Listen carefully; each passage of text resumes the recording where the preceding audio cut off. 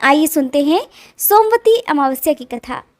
पौराणिक कथा के अनुसार एक साहूकार के 7 बेटे और 7 ही बहुओं के साथ एक बेटी भी थी। साहूकार के घर में रोज एक जोगी भिक्षा लेने आता, जिसे साहूकार की भिक्षा देती तो वह ले लेता, लेकिन जब साहूकार की बेटी भिक्षा देने आती तो वह उससे भिक्षा नहीं लेता और कहने लगता कि बेटी, तेरे भाग में सुहाग की जगह दुहाग लिखा है, इसलिए मैं तुझसे भिक्षा नहीं ले सकता।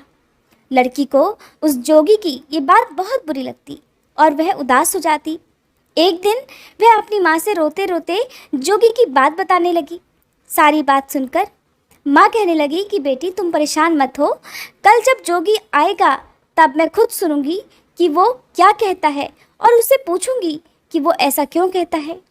अगले दिन जोगी फिर से भिक्षा लेने आया तो साहूकारनी दरवाजे के पीछे छुपकर बैठ गई और लड़की उसे भिक्षा देने के लिए गई। जैसे ही लड़की ने उसे भिक्षा देना चाहा तो जोगी ने उससे हर दिन की तरह भिक्षा नहीं ली और फिर से वही बात दोहराने लगा कि तेरे भाग्य में सुहाग की बजाय दुहाग लिखा है। सुनते ही लड़की की माँ दरवाजे से बाहर आ गई और कहने लगी कि एक तो हम तुम्हें भिक्षा देते हैं और ऊपर से तुम हमें गालियाँ देते हो।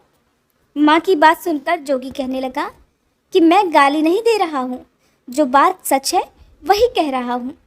तुम्हारी बेटी के भाग्य में जो लिखा है मैं वही सच आपको बता रहा हूँ। सारी बातें सुनने पर लड़की की माँ कहने लगी कि जब तुम्हें सारी बात पता है तो हे महाराज, इससे बचने का कोई तो उपाय होगा, वो भी बताओ।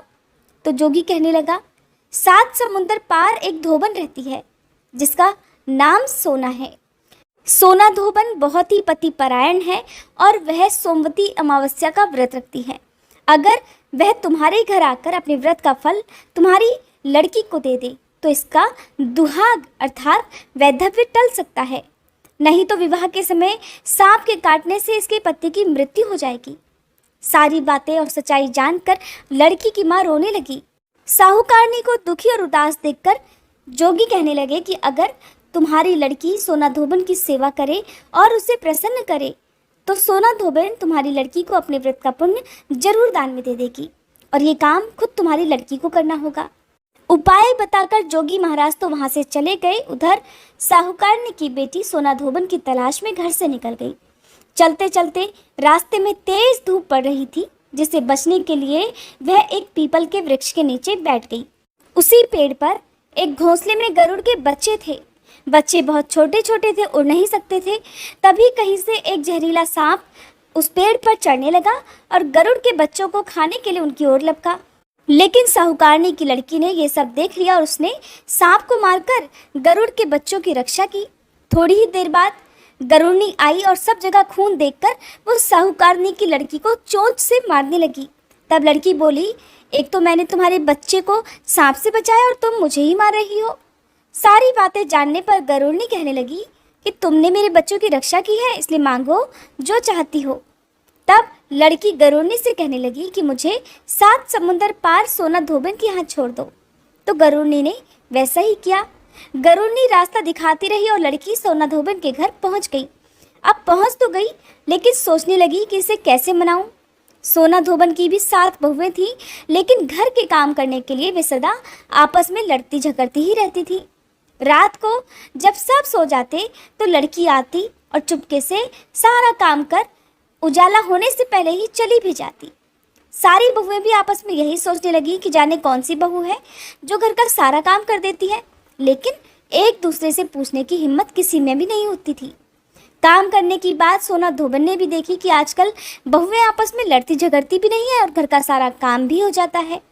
सोना धोबन ने एक दिन बड़े आश्चर्य में भरकर अपनी सारी बहुओं को बुलाया और उनसे पूछने लगी कि आजकल तुम लड़ती झगड़ती भी नहीं हो और घर का सारा काम भी हो जाता है, जरा मुझे भी तो पता चले कि आखिरकार घर का सारा काम करता कौन है।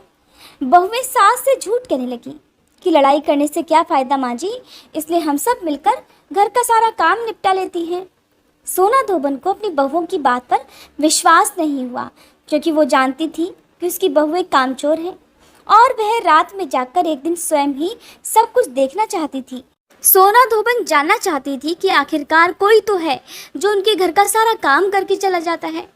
तब सोना धोबन एक दिन अपने घर में छुपकर बैठ गई जब रात हुई तो उसने देखा कि एक लड़की चुपके से घर में घुस रही है। वो देखने लगी और देखते ही देखते उस लड़की ने घर का सारा काम कर दिया।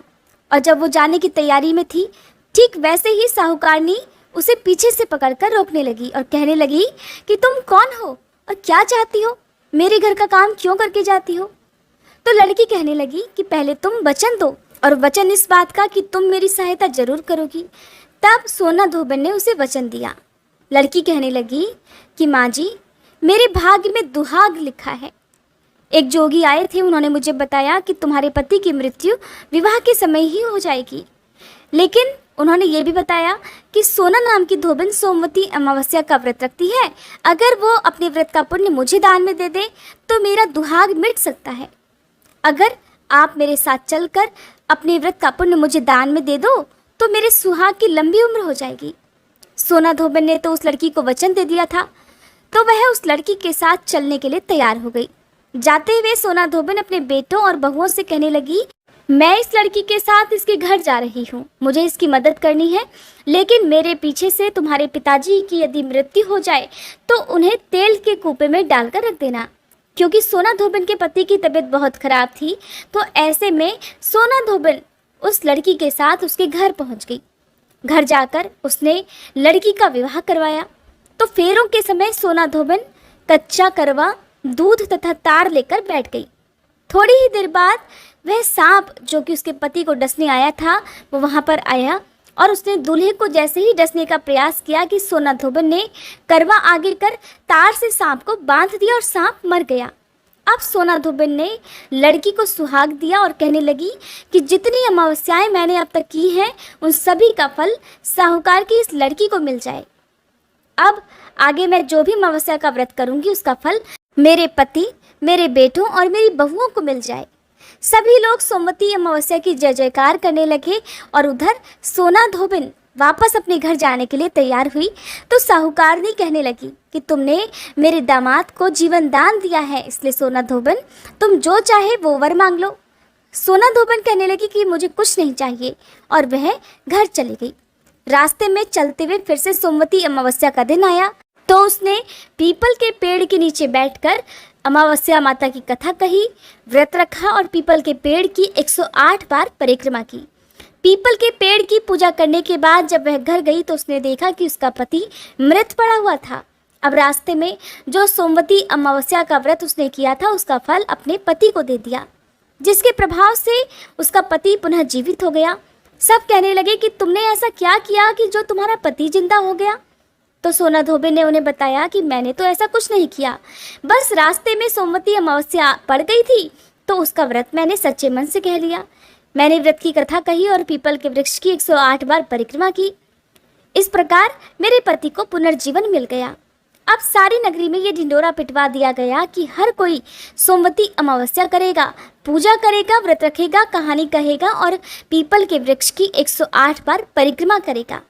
हे सोमवती अमावस्या, जैसे आपने साहूकार की बेटी के सुहाग की रक्षा की, वैसे ही इस कथा को कहने, सुनने और हुंकारा भरने वाली सभी सुहागिन महिलाओं के सुहाग की रक्षा करना।